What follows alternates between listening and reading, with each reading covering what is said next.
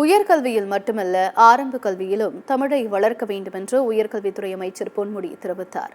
சென்னை கிண்டியில் உள்ள அண்ணா பல்கலைக்கழகத்தில் 2ஆம் உலக தமிழ் வளர்ச்சி மாநாடு நடைபெற்றது.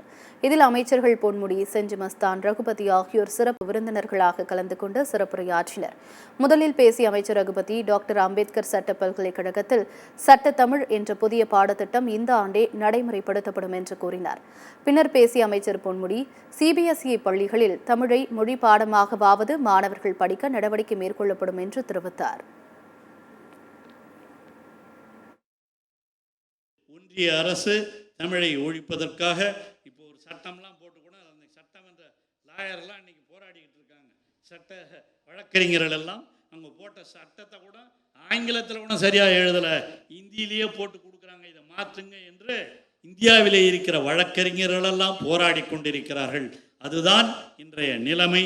அதையெல்லாம் மாற்றி அமைத்து தமிழ் உணர்வை, தமிழ் மொழி உணர்வை நாம் அனைவரிடமும் வளர்க்க வேண்டும் என்பதற்காக நடத்தப்படுவதுதான் இந்த உலக தமிழ் மாநாடு.